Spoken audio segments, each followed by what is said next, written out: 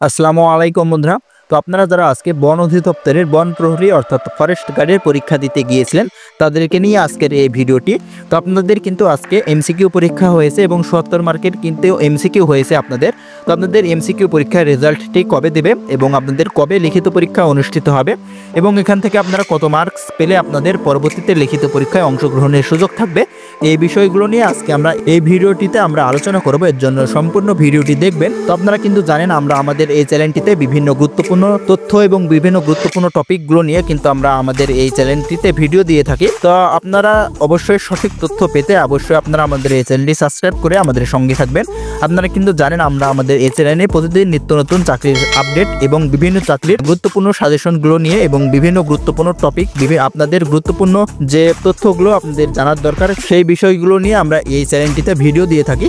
এর জন্য অবশ্যই আপনারা আমাদের এই চ্যানেলটি সাবস্ক্রাইব করে আমাদের সঙ্গে থাকবেন। তো চলুন কথা না বাড়িয়ে ভিডিওটি শুরু করা যাক। তো তার আগে একটি কথা, আপনারা যারা আমাদের এই চ্যানেলটির ভিউয়ার এবং সাবস্ক্রাইবাররা আজকে বন অধিদপ্তরের বন প্রহরী পদের পরীক্ষা দিয়েছেন তাদের জন্য রইল দোয়া ও শুভকামনা। তো আমি কিন্তু আপনাদের বন প্রহরী পদের যে পরীক্ষা কেন্দ্রগুলো ছিল সেই পরীক্ষা কেন্দ্রে দুইটি পরীক্ষা কেন্দ্রে কিন্তু আমি গিয়েছিলাম সকালবেলা যে পরীক্ষার্থীর উপস্থিতি কেমন সেটি দেখার জন্য। তো আমি প্রথমে গিয়েছিলাম Mohammadpur model school and college. তো সেখানে যাওয়ার পরে দেখলাম সেখানে কিন্তু মোটামুটি অনেক পরীক্ষার্থী ছিল এবং সেখান থেকে কিছুটা দূরে আমি গিয়েছিলাম আরেকটি পরীক্ষা কেন্দ্রে। সেখানে কিন্তু যেটি হচ্ছে যে আপনাদের মোহাম্মদপুর কেন্দ্রীয় কলেজ, সেই পরীক্ষা কেন্দ্রে আমি গিয়েছিলাম এবং সেখানেও কিন্তু মোটামুটি অনেক পরীক্ষার্থী ছিল। তো সব মিলিয়ে অনেক পরীক্ষার্থী কিন্তু এখানে পরীক্ষা দিতে এসেছিল।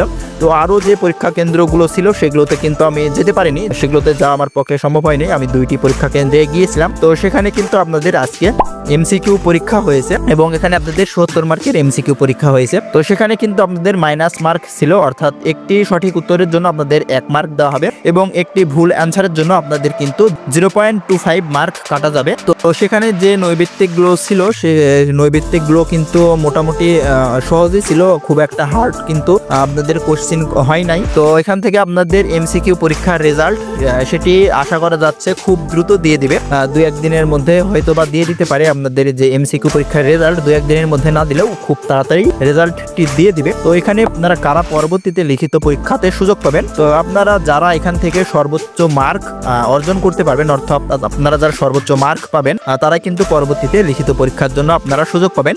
তো এখানে কিন্তু আপনাদের শুধু পাশ করলেই চলবে না, পাশ মার্ক পেলে কিন্তু আপনারা পরবর্তীতে লিখিত পরীক্ষায় অংশগ্রহণের সুযোগ নাও পেতে পারেন। এখানে আপনাদের মোটামুটি 60 মার্ক বা 60 মার্কের উপরে আপনারা যদি পান তাহলে সেক্ষেত্রে আশা করা যায় যে আপনারা লিখিত পরীক্ষার জন্য সুযোগ পাবেন।